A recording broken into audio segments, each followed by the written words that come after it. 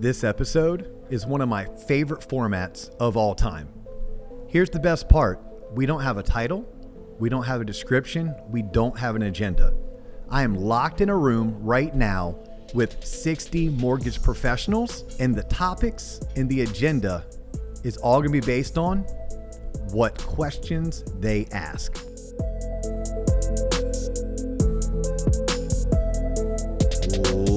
Ladies and gentlemen, boys and girls, children 18 plus, you are tuned in to the Loan Officer Podcast with me, Dustin Owen, and my main man, JC. John Coleman.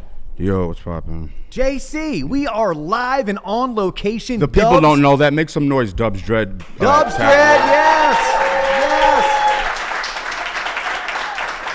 Put that other conference to shame, Advent Health trash. We are live and on location. It is the Mortgage Bankers Association of Central Florida. It is their monthly luncheon where they normally roll in some top-notch speakers. That's why you're here, Dustin. That is not why we're here. We're here because it's December and someone else canceled. Right, last minute. But... Hey, I got a guy. Yeah, I got a guy. Everyone's got a guy. Yeah. I love being the guy. Yeah. But no, here we are. Shout out to Dubs Dread. Shout out Dubs Dread. Shout out to the Mortgage Bankers Association of Central Florida. Which you are familiar with. I'm very familiar with, yes. I originally got involved in this organization. I was like not quite a rookie loan originator. I was 2 years into my career, so I guess we call that like a sophomore. Yeah. And my manager at the time, shout out, she's been a guest on the show, Cindy Velez. Shout out Cindy Cindy Velez. says, hey, will you come to me with this to this luncheon? And I said, sweet, lunch? And I said, how much? She said, I'll pay. I said, I'm in. Okay. And I said, what's the Mortgage Bankers Association? It's what you get when you graduate at a high level.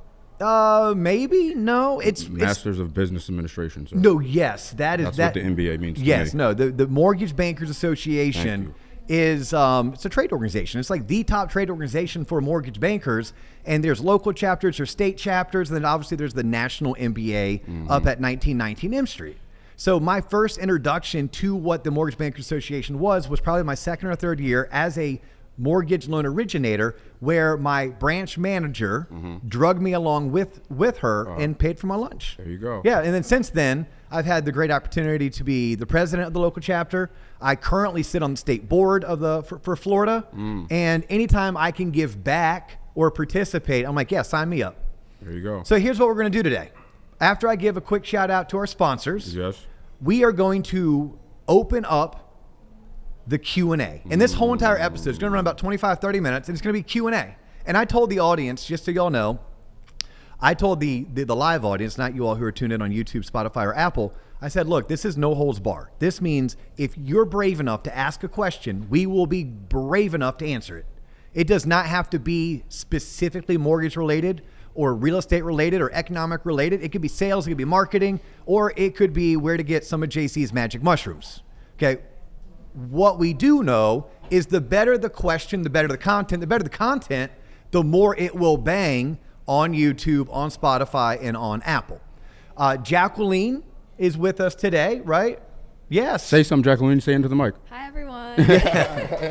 So many people who tune in the show, they know Jacqueline because we met her. She was an audience member. She became our intern. Now she is employed by T-Lap Entertainment, LLC. And anytime we need more hands on deck, then we know we can count on Jacqueline. So Jacqueline's going to be in the audience. She has a mic. And raise your hand. If you have a question, fire away. We are going to answer the question honestly, openly, but please know, full disclosure, this is the world according to Dio and JC. Please fact check us. Okay? Please feel free to disagree with us, but it is the world based on our experiences. So Colin Powell, y'all remember Colin Powell? Someone that I looked up to, served our country well. Colin Powell used to say, he would never say, in my humble opinion. He would say, in my humble experience. So please know that if you're brave enough to ask a question, we're brave enough to answer it, and it'll be in our humble experience. In fact, check along the way. But let's have some fun. Let's get our learn on, and let's dive deep into the shit they didn't teach us in school. Yeah. Y'all good with that? Yeah? All right. Let's get rocking and rolling. Who's going to be the first one? Oh, sweet. Look at that. Is that the plan? Did you get the cash? So that is our friend Joe Manglardi. Joe has been on the show. He crushed it doing an episode on renovation lending. He's a fellow UCF Knight. right? But Charge on. Charge on, but I did not plant Joe in the audience. So Joe, before you go, I made a promise that I haven't kept yet. Shout out to Monica Santiago with Assured Partners. Yeah, give Monica a round of applause. If you are in Central Florida, Monica is the insurance rep that you need at your beck and call. She's a phenomenal partner. Her company is a phenomenal insurance brokerage. If you're not in Central Florida, no worries. Guess what? Assured has offices all throughout the country. So if you're looking for a solid insurance brokerage to partner with, to refer, or because you need a quote, check out Assured Partners. Well done. Can you do our sponsor, like our drops like that? Because that was quick and concise and to the point, which saved me a lot of time on editing. You know what, John? Sometimes you don't have enough work to do, so I just flub stuff up just to give you more work. Joey Cracks, what do you got? All right. Dio, JC, good to see you guys. Always it's a great pleasure. to have you here. I hope you can hear me okay. Yeah. So, Dio, you mentioned about your involvement with MBA. Since we're at an MBA meeting and event, I figured this was a good way or question to kick off. So, if you could, can you provide just a little insight on why you got involved with MBA to start with and the importance of MBA to our industry for all of your listeners that maybe aren't currently involved? Well, I love the question. Thank you for winding me up. And as JC says, teeing me up. I'm going to start with this for those tuning in, especially the mortgage professionals who are tuning in. But this applies to all industries. This is my career. It's not a job. Right? If this was a job, I wouldn't give two shits. But it's my career. So because it's my career, it's my livelihood, it's my passion. And it's probably something I spend more time doing and being a part of than I even do like with my family. Right? I dedicate 40 to 50 hours a week to my craft. I see my family, if I'm lucky, like 3 hours a night. So I think if you're going to be a professional in any profession, it's going to be your career, it's going to be your livelihood, you should be passionate about it, which means you should be involved in that profession. If I want to sit back and bitch and complain because I don't like how things are going and I'm not willing to get involved, I really should stop bitching and complaining. If I want change, I should be the change I want to see. So for me, whether it's the local level, the state level, or the national level, being involved in any trade organization, for us, it's the Mortgage Bankers Association. I think that's step one. Step one is being involved. Once you're involved, you understand how the sausage is made. You understand why regulations are done the way they are. You also understand where you can make your biggest impact because it's more to it than just us and what we're working on that day. We are a community. So for me, Joe, that was why when I was introduced to the Mortgage Bankers Association at a local level, I was bought, sold, all in on day one, and why I felt compelled to be involved in a local chapter, why I gladly accepted being a part of the state, and why I love doing everything that I get to do on a national level. And quite honestly, for me, it's my second career. I plan on dedicating the next 10 years to doing what I'm doing. And I would love nothing more but to move to Washington, D.C. and advocate on behalf of our industry and have a quasi second career where I get to maybe scratch an itch that I couldn't scratch earlier on in life. And also maybe that'd be my capstone of truly giving back to the industry that gave me so much. And it's also like, if you think about what we do for a living, mortgage and real estate, we touch more lives in so many different ways than we ever give ourselves credit for. And for the most part, we are the closest thing to a financial advisor that our consumer, middle America, will ever have access to. So I think if I'm going to be that influential in my community, I should also be that influential and that in the know in my profession. And then finally, we're fun. We have parties, we drink alcohol, like we network. And I think there's those added benefits of the friends I have in this room, the friends I have all throughout the country, and the great memories I have, and also the business connection that comes along with it. It's very self-serving as much as it is a philanthropic approach. So that's my reason and my rationale why I'm so passionate about being involved in trade organizations. Hot, man. Man, that was a layup. That was like Penny to Shaq, 1992. Tears to my heart. Please. Yeah. That was amazing. Yeah. Good job, Dustin. You've done this once or twice. Once or twice. Oh, what's up, man? How you doing? Pretty good. Pretty good. Hey, you started a conversation on LinkedIn that I pitched in on a little bit. It was about what you want to have in your pocket when you start out as a new loan officer. I think I doubled what you threw in there in my experience, because I've been broke a few times. It goes for real estate agents as well, or anyone who's going into any entrepreneurial situation. I can't remember the number. Do you remember the number you threw out at first, and then double it for me? Yes. Well, first you said, what do you have in your pocket? I mean, the first thing I have in my pocket is an HP 12C. Like, I can't do my job without an HP 12C. I need to have a blue pen, a black pen, a highlighter, and a yellow notepad. And if you give me that and someone who can actually pull credit for me, then I can do my job. But when you said, and when you further kept on asking your question, you reminded me, no, how much in your pocket in terms of like jing-a-ling-a-ling? I got some change in my pocket. I wish I could sing, because I'd so go into that. Okay, so if somebody's starting out as a solopreneur, right? I would like to believe anyone who does what we do for a living, that's mortgage origination, whether you're a broker or a banker, it doesn't matter to me. It's all one and the same. I think would also have success doing commercial real estate, being a realtor, selling life insurance, or heck, signing up with Tom Jones to sell us some high quality, overpriced clothing. I think you need at a minimum 6 months of your lifestyle in reserve. Now, your lifestyle, that's gas, that's groceries, that's cell phone, that's Hulu, that's Netflix, right? That's car payment, that's rent or mortgage. 6 months of that. If you don't have 6 months of that, I don't know if I'd recommend someone going all in, which essentially becoming a solopreneur or launching their own business. Even though we do them under corporate umbrellas, and I highly recommend if you're brand new, you do it under a corporate umbrella. I don't think you come out of it, going into business for yourself with no knowledge, no background, and no book of business. But my answer, the quickly, would be 6 months of your lifestyle, because I think if you're frugal and you're mindful, you can maybe stretch 6 months to 7 or 8. But I tell any rookie originator, plan on making no money your first 6 months, plan on making decent money your last 5 months, and then doubling whatever you made in your first 12 and your second 12. And that's what I've found consistently studying our industry, being a part of our industry, or even onboarding 3-4 dozen rookies over the past decade. That tends to be the median across the board. What would your answer be?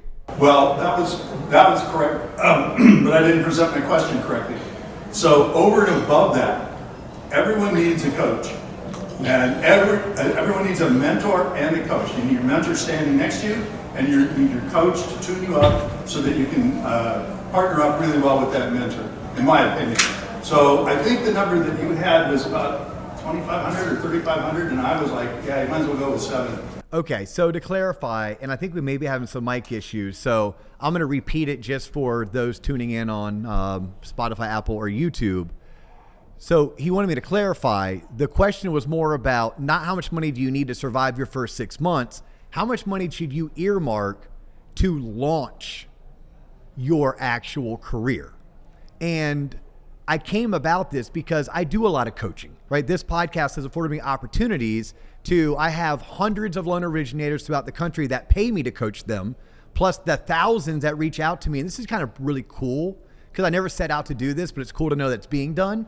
I have guys and girls throughout the country telling me, oh, D.O., I got into the industry because of your podcast. Or I just survived my 3rd year, had my best year ever. I learned it all by listening to your podcast. And that makes my heart smile, but then also makes me think, shit, I give away too much for free on the podcast. So what I have seen in that LinkedIn post that you alluded to was really frustration. And it's men and women who get licensed and they have no other money to invest into their business. So I came up with a dollar amount where I would tell someone, before you enter this business, not only do you need to be able to go 6 months without a paycheck, you need to have at a minimum $5,000 to invest in your business. 5. And I can even break it down for them. But before I broke it down, I walked them through any other profession. Okay, how much money do you have to invest to become a teacher? I'm going to tell you, at a minimum, $24,000. At a minimum, and be willing to work an entire semester for free, right? The money is, 4 years of college at $6,000 a year. Like, that's on the cheap, $6,000 a year. That allows you to get your degree in education, then you can go teach. But you have to do an internship, and the internship is you working 40 hours a week for free for an entire semester. My niece is an esthetician. What does that mean? It means she can wax my back. She can give Dawn a facial, right? She can wax Jacqueline's eyebrows. But before she could do that, she had to go to esthetician school. Then she had to buy a shit ton of products. By the way, that's metric, shit ton. So a shit ton of products. And on top of that, she has to rent salon space. Yet we have men and women who are getting into our industry, the one that I'm so passionate about, and they're doing it because they want everything it has to bring. They want to help people, they want to promote home ownership, and they want to make bank. And they want to have a flexible schedule. BS, you're going to work 40, 50, 60 hours a week if you're any good. And they don't have a dollar to invest in their business. And I got frustrated, and sometimes my frustration leads to anger. And then I go to my therapist. My therapist is like, hey, every time you get angry, you lose. And I'm a competitor. I hate to lose. So now I work on not getting angry. But I can still get frustrated. So I broke it down this way. $5,000. It's going to cost you $500-ish to get your license, right? Go to Knowledge Coop, take your 20-hour course, call our buddies over at MLL Study Buddy, and buy some study packets and some study material. Study for your exam, pass it. Cool, there's $500. Now you need to go find an employer. Please do not call it a sponsor. Sponsors are for AA, okay? You need an employer. So you go get an employer, great. Your employer can only provide you so much, at which point you need to invest in your ultimate success, whether that's in coffees and lunches to court realtors and financial advisors and builders, whether that's to join a coaching community the way that we've built out over at TLOP, right? You go to TLOP online, you can check out everything that our coaching community has to offer. And you probably need money for some kind of a technology, whether it's MBS Highway, shout out Barry Habib, whether it's Mortgage Coach, shout out to Dave Savage. Like, you're going to need tools of the trade. I don't become a carpenter and not buy a hammer, right? No, I buy a hammer, I buy a tool belt. And if I'm really good, I probably get a pneumatic hammer because I really don't want to swing that damn hammer for the next 30, 40 years. So let's let the machine do it. So my answer, now that I've finally fully understood the question, my answer is $5,000. Do you think it should be more? Yeah, I think 7,500 to 10. Yeah. So minimum of $5,000, preferably 10, to invest in your business for those first 12 months. It takes money to make money. And by the way, you're not better than a school teacher and you're not better than an esthetician. And they had to invest more to get their careers off the ground. Great question. Thank you for that one. Who's next? Who has something really fun or wants to try to stump JC or I? Please don't ask me any questions. Please don't. Michelle, fire away.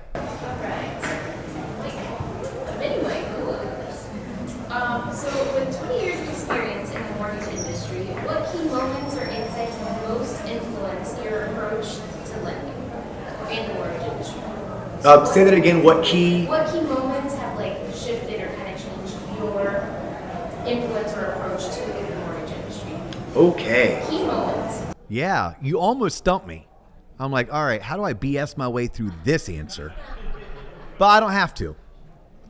Key moments, honestly, every time people say honestly, I'm like, no, lie to me. That's what. Like, Never start a sentence with that, Dustin. What a crutch word. Honestly, no, as I think this through, the first thought is the financial crisis. Living through 2007, it started in 2007. 2008 is when the shit hit the fan. 2009 is when we were still picking up the pieces. In seeing what it did to not just my boss, but my boss's boss's boss, it shaped the next 10 years. The next 10 years, there's a couple things that I knew I would always have. I'd always have my cell phone on my business card.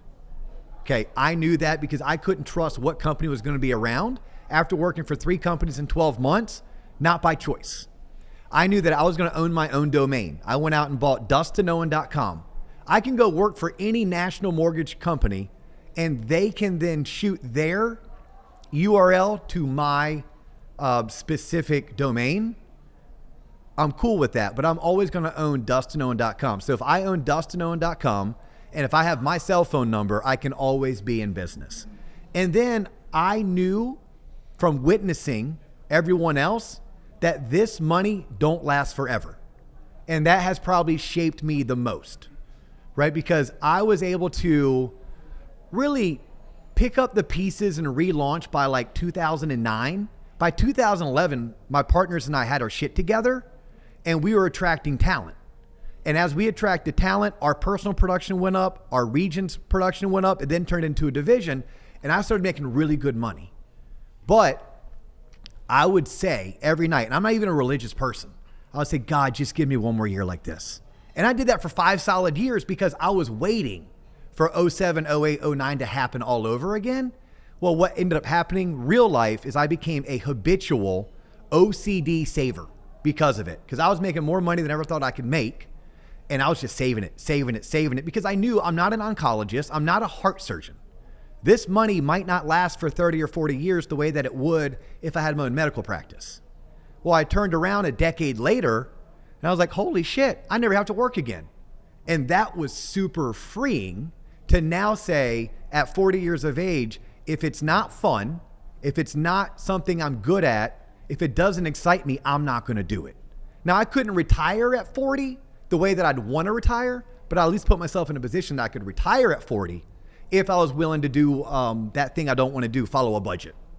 And I'm too young and I love doing what I do, but that was probably something that shaped me the most. The second thing, Michelle, that shaped me the most was hanging out with smarter, more successful people or dumber people who were bigger thinkers, right? It didn't matter if you were smart or dumb. What it mattered is you paved the way. You showed me what could be done, or you were thinking about things that I never knew were even possible.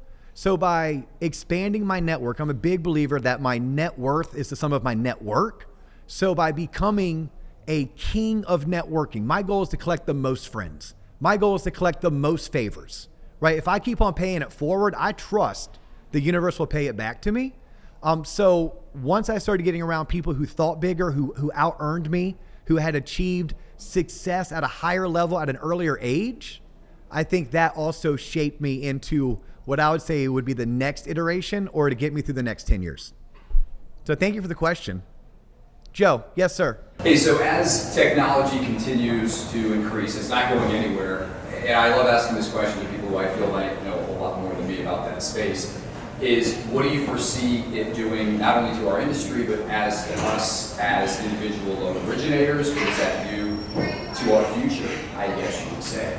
I love the question on technology because full disclosure, like I am not a supercomputer user, but I'm the biggest supporter and advocate for technology, right? So like I like to view myself as the executive who understands its importance and make sure he finds the right who's to put in the right seats on the bus so that we can be a tech forward organization. I am confident that if I fast forward just 5 years and I get us to 2030 and we look backwards and we look at how far we've come in just 60 months, the way that we operate from a sales and marketing standpoint will look vastly different in such a short time compared to if I tried to follow it from 2020 to from 2000 to 2020. I think we'll see more growth in technology in the next 5 years than we did the previous 2 decades. I just did a podcast episode on the hybrid originator. So I could foresee mortgage originators throughout the country still making $300, $400, $500 a year originating loans, but you may have to do 50 loans a month to do that. But you and your robots will be able to do 50 loans a month, and you're not working 60, 70, 80 hours a week. You're working your 40 to 45 hours a week. We will be leveraging AI. We will be leveraging technology. There's something to be said about online lead gen. And those of us that are traditional retail lenders, like many of us in the room, me included, we are going to have to find a way to learn the tactics and strategies of those that dominate consumer direct. Now, I'm not saying generate leads from strangers. I'm talking about you have 3,000 people in your database that are your circle of influence. How do you start showing up in their Facebook feed by using paid spend? How do you start showing up in their Gmail using paid spend? How do you start showing up when they go to Google or Yahoo and there's a pop-up ad? I think we need to start embracing that on the sales and marketing standpoint, because I'm going to promise you the consumer direct division throughout the country that I'm coaching those men and women who many of us used to turn our nose up on, at least this guy did. I'm teaching them how to be an advisor. I'm teaching them how to be a lender for life. And they're embracing it, and it's way easier for them to embrace it because their technology is going to let them do that. So, probably a mismatch of answer there, Joe, but like how I see it, high level, yeah, it's going to be extremely disruptive. I still see a need for the human to be involved. Maybe not as many humans, so only the best humans. And those humans will be working with their robots, but we'll still be able to make a substantial living, giving great value and service to the community. I think from a lead gen standpoint, retail loan officers have to embrace online strategies to market to their circle of influence in their database, because I know the consumer direct originators will be learning quickly how to become a lender for life, how to cross-sell listing agents, et cetera. So that's how I see it. It's going to be interesting to go back in 5 years and listen to this episode and see how wrong I was. Hey, how are we doing on time, Nate Morris? We are good, huh? All right, so we have to find a way to like call this episode. That was it? I didn't have to do. That's all I had to do? That's all you had to do, John. I can't wait until we grow, and that's all I have to do.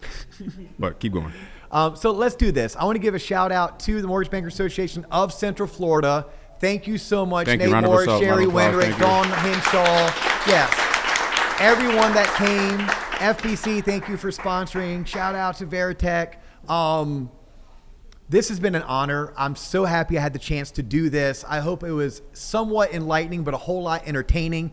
If you're tuning in and you would like to have something like this happen at your organization, your next event, hit us up. Go to TLOP Online, put in a query. You can reach out to Nikki Ray on our team, Nikki, Nikki, last name Ray, Rhea. She's Nikki at tloponline.com. And if you're looking for business coaching or sales training and you're a mortgage professional, check out what we're doing at the TLOP MLL coaching community. All the information is tloponline.com. He's John Coleman. They're the MBA of Central Florida. I'm Dio. That's all the time we have for you today, but we do look forward to catching you on the next episode. Peace.